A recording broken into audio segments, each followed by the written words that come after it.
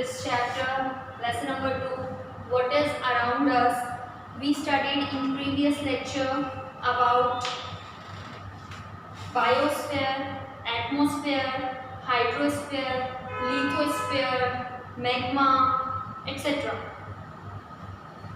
Now we are on hydrosphere. In previous lecture we studied first paragraph of hydrosphere, in which we know that hydrosphere covers 71% of the earth surface. अर्थ के surface में 71% hydrosphere लेता है. Now, mummy, how much water will there be in the seas? Seas में कितना पानी होता है? Since sea water is salty, is it useful to us? Sea water जो है वो salty होता है, सारा पानी नमक वाला होता है, तो क्या वो useful है हमारे लिए? Yes. Oceans contains 97% of the total amount of water on the earth. Ocean जो है पूरे अर्थ का 97% टोटल 97% कंटेन करता है. Approximately 1/3 of remaining water is trapped in ice caps and glaciers at poles, Himalayas and other mountains. जिसमें से 1/3 पानी जो है वो ग्लेशियर और आइस मतलब बर्फ बन जाता है. अब टोटल वाटर का 97% अमाउंट ऑफ वाटर जो है वो ओशियन है, सॉल्टी वाटर है. दूसरा अप्रॉक्सीमेटली 1/3 जो है बचे हुए पानी में से, यानी 97% 100 में से 97% ओशियन वाटर हो गया. अब बचा 3% वाटर. अब उस 3% में से 1/3 जो है वो आइस बन जाता है ग्लेशियर्स में. 1/3 some water is accumulated in the lakes and some flows in the rivers and some is stored in the interior of earth as groundwater. उसमें से अब कुछ पानी अर्थ के नीचे ग्राउंड वाटर में चला जाता है. ग्राउंड वाटर पता है ना, जो हैंड पंप होते हैं उससे हम अगर खींचते हैं तो ग्राउंड वाटर निकल के आता है. अब कुछ पानी लेक्स में चला जाता है और कुछ पानी रिवर्स में चला जाता है. The amount of potable fit for drink water is less. जो पीने के लिए पानी है पोटेबल, पोटेबल का मतलब होता है पीने योग्य पानी, जिसको हम पी सकते हैं, वो बहुत कम है. फ्रेश वाटर इज प्रेशियस, इसीलिए फ्रेश वाटर बहुत ज़्यादा प्रीशियस है, कीमती है.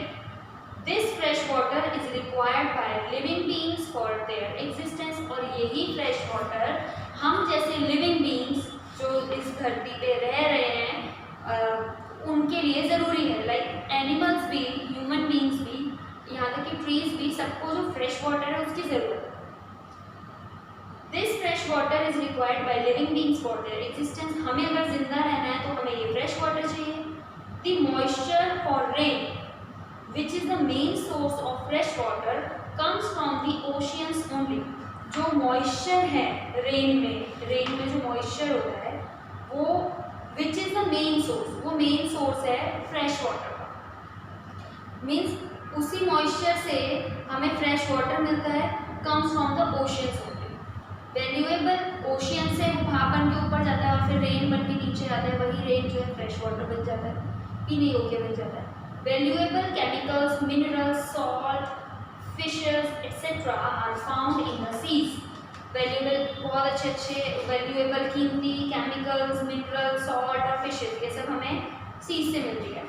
As we have living organisms on the earth, on the land, in the same way the seas and oceans have aquatic life inside them.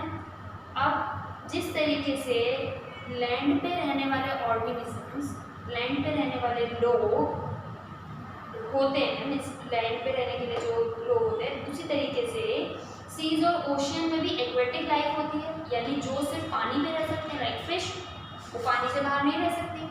हमारे लिए जैसे ज़मीन पे रहना है, लिथोस्फीयर पे रहना है, उसी तरीके से उनका हाइड्रोस्फीयर में रहना सेम है. हम लोग वाटर में नहीं रह सकते, वो लोग ज़मीन पे नहीं रह सकते. Aquatic, the tremendous force of waves, tides and currents of oceans are potential sources for generating electricity. अब ओशियन से जो करंट ऑफ ओशियंस, टाइड्स आती हैं, ऊंची ऊंची वेव्स आती है, जिस हिसाब से वो इतना फ्लो आता है पानी का, वो जनरेट करता है electricity. Besides, these oceans are also useful as waterways, और ये ही waterways के लिए भी important है। लाइक एक कंट्री से दूसरी कंट्री जाना और बीच में ओशियन है या सी है, तो ये वाटरवे का काम करता है, समुद्र का रास्ता जिससे हम दूसरी कंट्री में एंटर हो सकते हैं। जैसे कि वास्को डी गामा यहाँ आया था इंडिया सी रूट से, वाटरवे से। Now let's understand the third sphere. चलो अब तीसरे स्फीयर को समझते हैं। पहला लिथोस्फीयर समझो जो कि 29% था। दूसरा है हमारा हाइड्रोस्फीयर, दूसरा हाइड्रोस्फीयर जो कि अर्थ के सरफेस को 71% कवर करता है। Third atmosphere, the sphere of air that wraps the earth from all sides is called atmosphere. अब अर्थ को जो पूरा कवर करता है, लाइक ब्लैंकेट, हम कैसे अपने आप को ब्लैंकेट से कवर कर लेते हैं, उसी तरीके से अगर अर्थ है और उसको जो पूरी तरीके से कवर करता है वो है atmosphere. It extends approximately up to 1600 kilometre from the surface of earth. ये अर्थ के सरफेस से पूरे अर्थ ऊपर तक 1600 किलोमीटर में फैला हुआ है। It can not be seen clearly with the necked I like lithosphere and hydrosphere. जैसे लिथोस्फीयर को हम अपनी आंखों से देख सकते हैं ज़मीन में, हाइड्रोस्फीयर को हम देख सकते हैं पानी है, लेकिन एटमॉस्फेयर जो हमारे आसपास है वो दिखता नहीं है, हम अपनी आंखों से नहीं देख सकते उसे। Atmosphere is composed of various gases, water vapour, dust particles, smoke, salt, micro organisms etcetera. जो एटमॉस्फेयर है वो बनता है कई तरह की गैसेस से, वाटर वेपर से, डस्ट पार्टिकल से, smoke, salt, micro organisms. Atmosphere is colourless, odourless and transparent.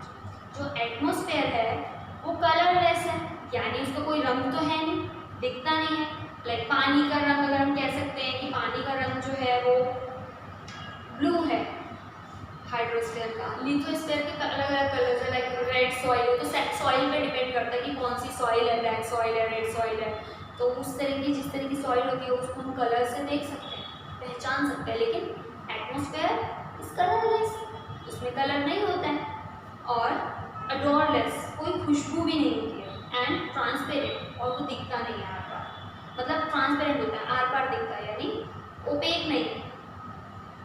Solid, liquid and gaseous elements are included in the atmosphere। अब एटमॉस्फेयर में ये तीनों चीज़ें होती है, सॉलिड, लिक्विड और gaseous. It contains approximately 78% nitrogen, 21% oxygen and 1% other gases। कैसे बनता है एटमॉस्फेयर?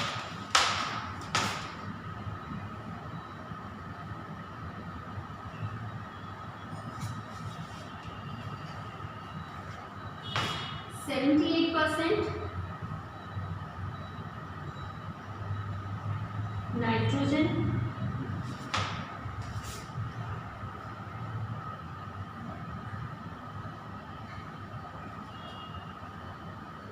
21% oxygen,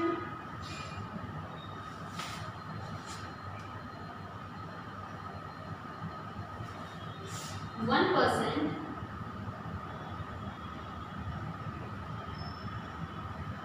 other gases।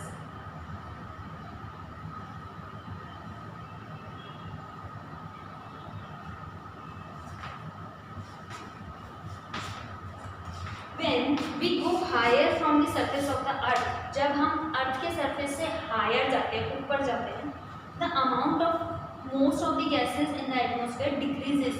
तो जो एटमॉस्फेयर की जो गैसेस होती हैं वो कम होती चली जाती है। आपने कभी नोटिस किया होगा कि जब पहाड़ों पे जाते हैं तो सांस लेने में दिक्कत होती है। अगर कभी आप गए हो तो, जो नहीं गए उनको मैं बता देती हूँ, जब चढ़ते हैं ऊंचाई पे, जितना आप हाइट पे जाते रहोगे तो आपको ऑक्सीजन लेवल कम होता चला जाता है। The atmosphere decreases, carbon dioxide gas is heavy, so it is found more in the lower layer of the air। Carbon dioxide gas जो है वो बहुत हैवी है, इसीलिए वो एटमॉस्फेयर के लोअर लेवल पे मिलती है, मीन्स लैंड पे मिलती है। जितना हायर जाते रहते हैं वो मिलनी मुश्किल हो जाती है। Ozone gas comprises of a very small proportion in the air. जो ओजोन लेयर है, ओजोन गैस है, वो बहुत स्मॉल प्रोपोर्शन में है, एयर के बहुत कम पार्ट में है। This gas absorbs the ultraviolet rays from the sun and protects the earth from excessive heat of sun. ये अब ओजोन लेयर करती क्या है? ओजोन ऑक्सीजन यानी O2, ओजोन O3। अभी करती क्या है? अर्थ है और बाहर सन है। अब जो सन की रेज है, अगर वो हमारी स्किन पे डायरेक्ट पड़ेगी, सन की रेज इतनी ज़्यादा होती है, तो उसमें से यूवी रेज भी निकलती है। सन की रेज में से यूवी रेज भी निकलती है। अगर वो हम पे डायरेक्ट पड़ी तो हमें स्किन कैंसर हो सकता है या कोई स्किन डिजीज़ हो सकती है। हम लोगों में इतनी क्षमता नहीं है कि हम सन की जो रेज है उसको डायरेक्टली अपनी बॉडी पे एक्सेप्ट कर पाए। तो सन और अर्थ के बीच में एक लेयर है, मीन्स हमारे और सन के बीच में एक लेयर है, वो ओजोन लेयर है। अब वो लेयर क्या करती है? जो उसमें से सन में से निकलती है लेयर, वो जो अल्ट्रावायलेट रेज है उसको एब्जॉर्ब कर लेती है और हम तक आने से रोक देती है। तो when we go higher, the ozone gas comprises of a very small proportion in the air. This gas absorbs the ultraviolet rays from the sun. सन से जो अल्ट्रावायलेट रेज आती है उसको रोकती है and protects the earth from excessive heat of sun. और जो excessive heat है सन का, अर्थ पे पड़ने से उसको रोकती है।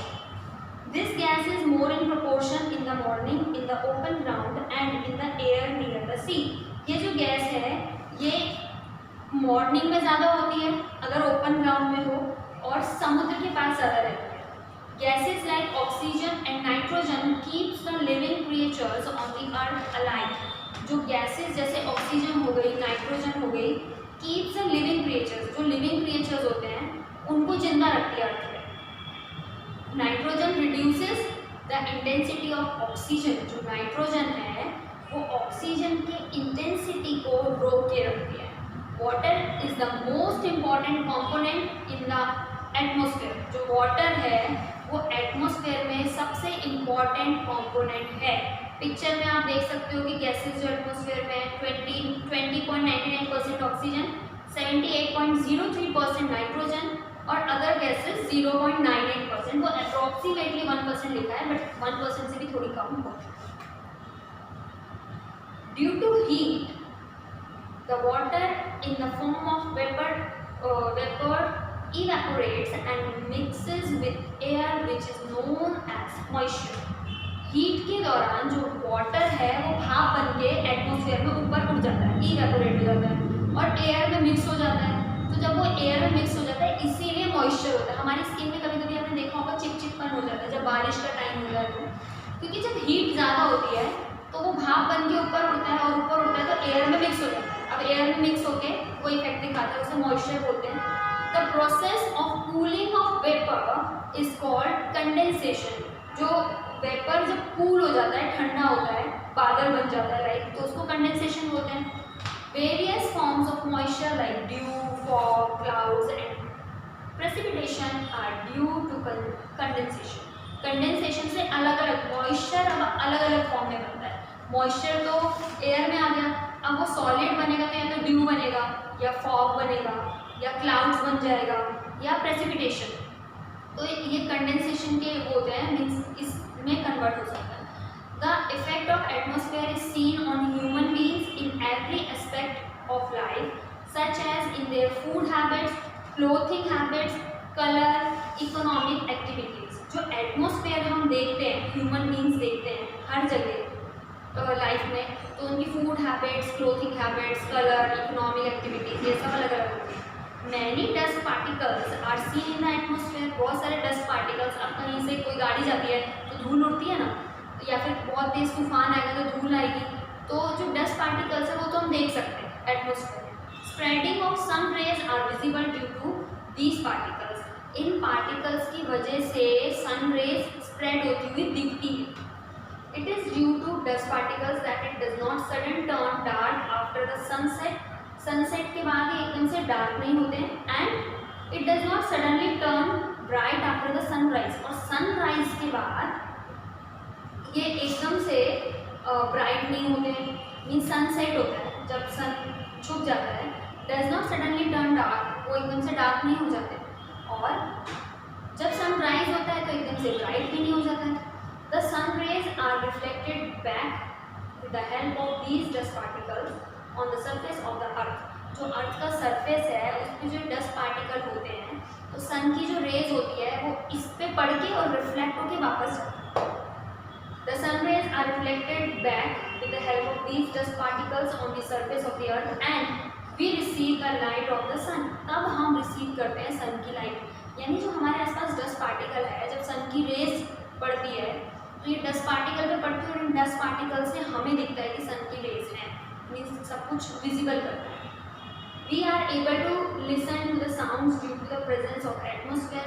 एटमोसफेयर के प्रेजेंस होने की वजह से ही हमें साउंड, जैसे आपका मेरी आवाज़ आपको सुनाई देना या मेरी आवाज़ मुझे तक सुनाई देना, ये भी पॉसिबल एटमॉस्फेयर की वजह से ही होता है।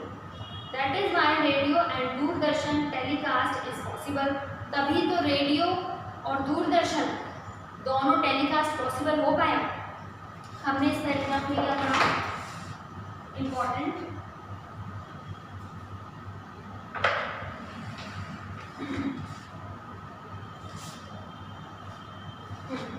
due to heat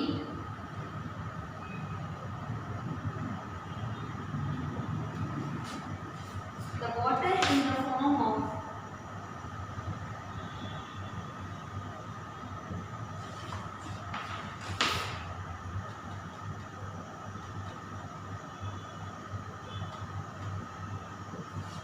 vapor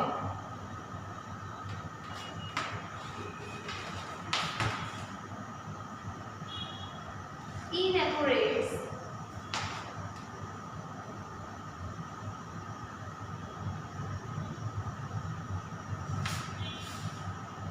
and mixes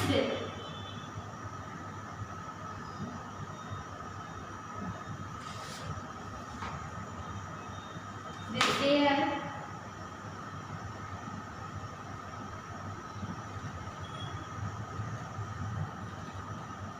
which is known as moisture.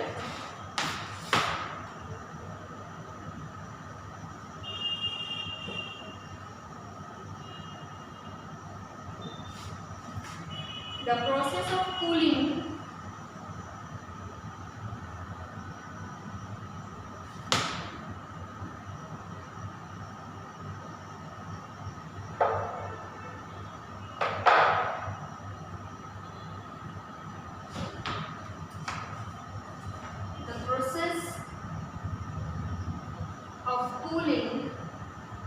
of vapor is called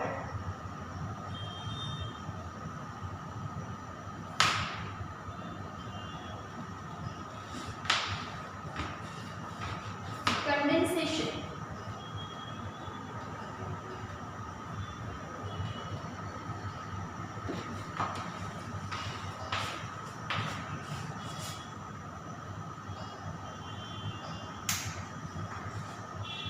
heat के वजह से जो वाटर है, जब वो वेपर में बन जाता है और भाप बन के उड़ जाता है और एयर में मिक्स हो जाता है, तो उसको मॉइस्चर बोलते हैं। और जो प्रोसेस जब वो वेपर जब वो ठंडे हो जाते हैं तो उसको condensation.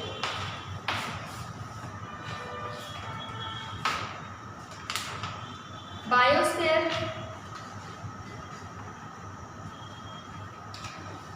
the part of lithosphere, hydrosphere and atmosphere where the living world exists is known as biosphere। अब बायोस्फीयर क्या होता है, जहाँ पे हम लोग रह पाते हैं, हम लोग तीनों चीज़ों की वजह से तो रह पाते हैं। लिथोस्फीयर चाहिए रहने के लिए, हाइड्रोस्फीयर चाहिए पीने के लिए, एटमॉस्फेयर चाहिए जीने के लिए। तो रहना, पीना और जीना तीनों चीज़ों के मिक्सचर से ही बायोस्फीयर बनता है। अब biosphere is one of the important spheres on earth. Earth के में सबसे इम्पॉर्टेंट स्फीयर जो है वो बायोस्फीयर है। Earth is the only planet in the solar system having biosphere. Earth जो है वो इकलौता प्लैनेट है सोलर सिस्टम में जहाँ पे बायोस्फीयर है। यानी अर्थ के किसी भी फैमिली मेंबर के पास बायोस्फीयर नहीं है। Biosphere includes vegetation, animals, insects and human beings. Biosphere में वेजिटेशन है, एनिमल्स है, इंसेक्ट्स है, ह्यूमन बींग्स है। We obtain food and many other necessary things from biosphere. हमें बायोस्फीयर से ही फूड भी मिलता है और दूसरी ज़रूरत का सामान, ज़रूरत की चीज़ें भी उसी से मिलती हैं। We can not live without vegetation and animals. हम वेजिटेशन और एनिमल्स के बिना नहीं रह सकते हैं। Biosphere is the base of our existence and living.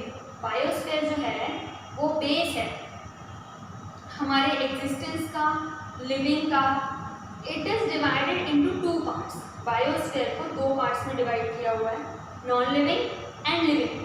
Lithosphere, hydrosphere and atmosphere form the non-living part, while plants, animals and microorganisms are included in the living world.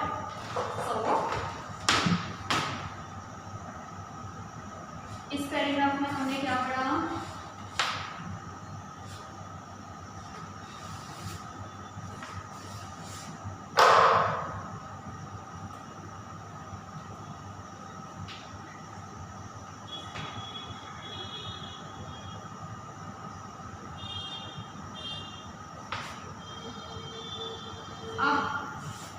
Lithosphere,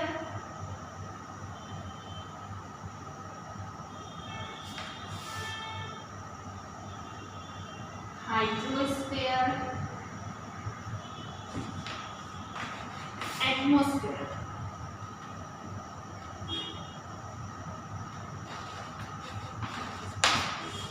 इन तीनों के mixture से बना, इन तीनों के मिक्सचर से क्या बना? Biosphere.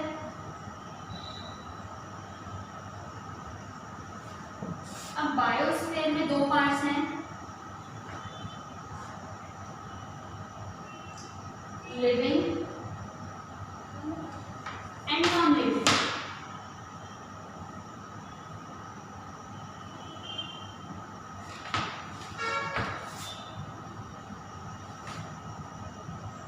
जो लिविंग पार्ट है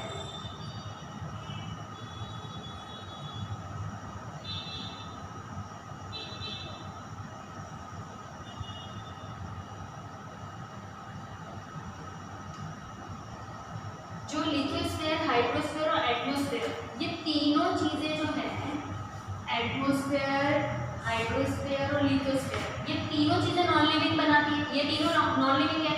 लिथोस्फीयर जमीन नॉन लिविंग है, हाइड्रोस्फीयर जो पानी है नॉन लिविंग है, एटमॉस्फेयर जो एयर गैसेस हैं वो सब नॉन लिविंग है। लेकिन जो लिविंग है वो है प्लांट्स, एनिमल्स, माइक्रो ऑर्गेनिजम्स, जो कि इन नॉन लिविंग थिंग्स की वजह से ही है।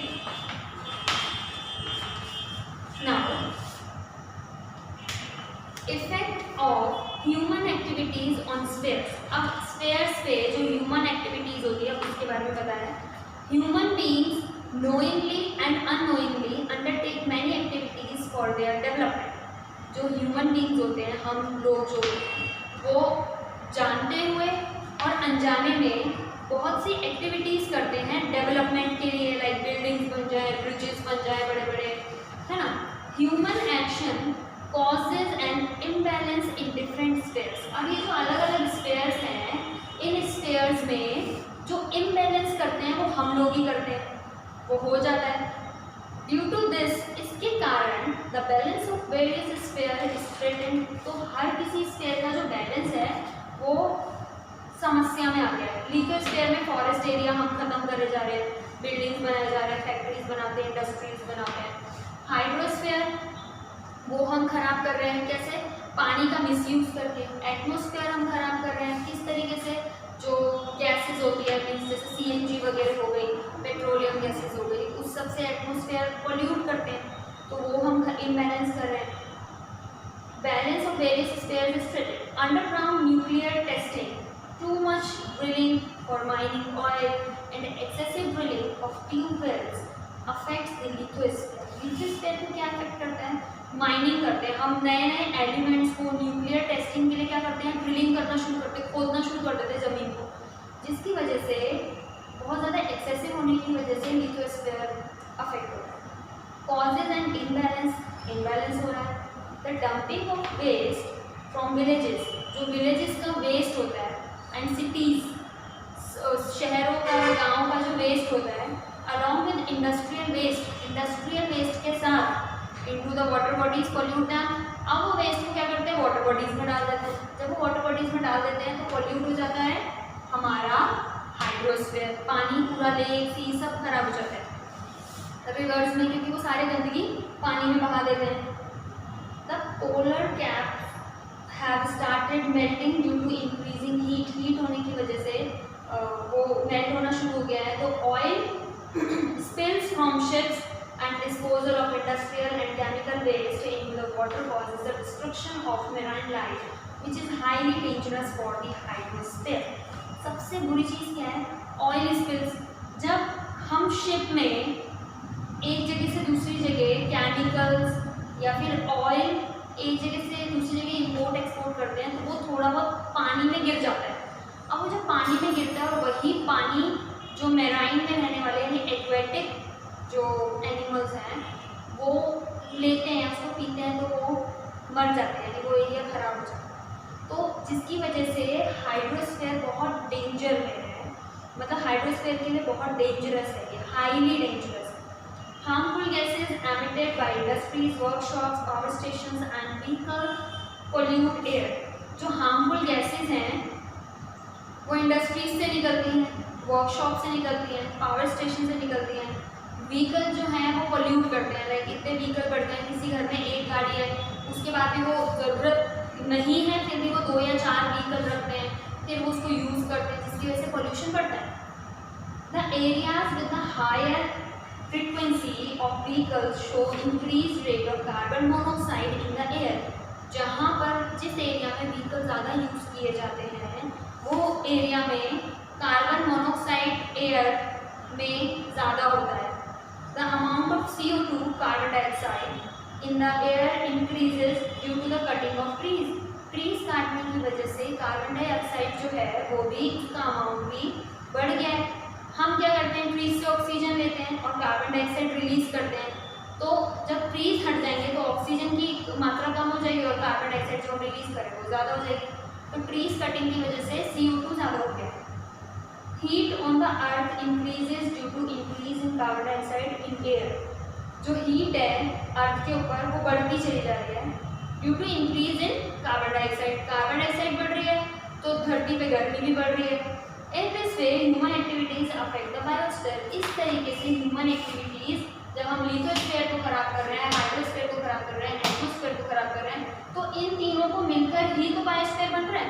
तो हम बायोस्फीयर को इम्बैलेंस कर रहे हैं। बायोस्फीयर जो है उसको उस ह्यूमन एक्टिविटी से उसको अफेक्ट करे। The nurturing links of nature are endangered due to the exploitation of environment which endangers the biosphere. जो नर्चरिंग लिंक्स हैं नेचर को वो एंडेंजर में आ गए हैं और जो एनवायरनमेंट है वो एक्सप्लॉयट हो रहा है, जिसकी वजह से सारा बायोस्फीयर एंडेंजर आ गया है।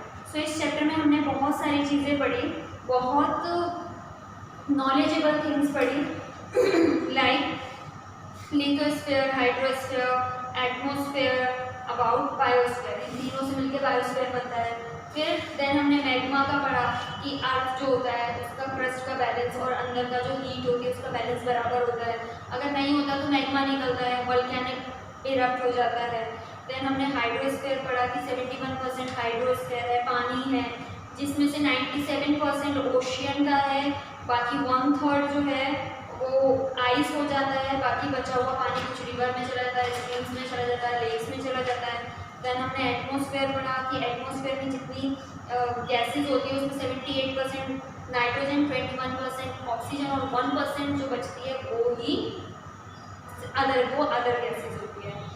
और इसी में हमने मॉइस्चर पढ़ा कि जब वो भाप बन के उठती है तो जब वो जो वेपर है और वो एयर में मिक्स हो जाते हैं तो एयर में मिक्स होने की वजह से उसको मॉइस्चर बोलते हैं। और जब वही मॉइस्चर ठंडा हो जाता है, वेपर ठंडा हो जाता है तो उसको कंडेंसेशन बोलते हैं।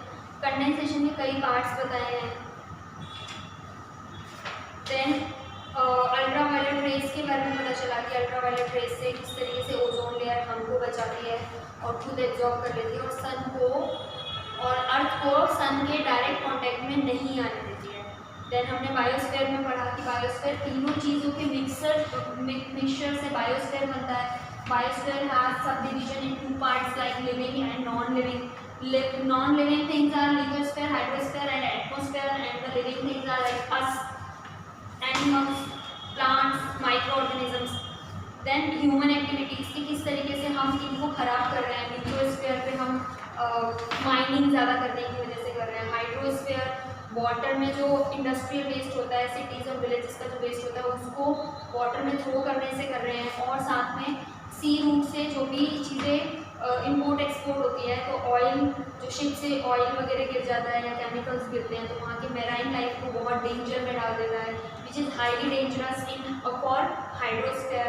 देन एटमोसफेयर लाइक हम जो व्हीकल्स यूज़ करते हैं, जो गैसेस रिलीज होती हैं जिसकी वजह से एटमोसफेयर बहुत ज़्यादा ख़राब हो जाता है। और कार्बन मोनोऑक्साइड जिस एरिया में ज़्यादा व्हीकल यूज होते हैं वहाँ पे कार्बन मोनोऑक्साइड ज़्यादा होता है। और ट्री कटिंग की वजह से भी कार्बन डाइऑक्साइड की मात्रा बढ़ रही है और ऑक्सीजन की घट रही है। कार्बन डाइऑक्साइड ज़्यादा होने की वजह से हीट ज़्यादा होती है।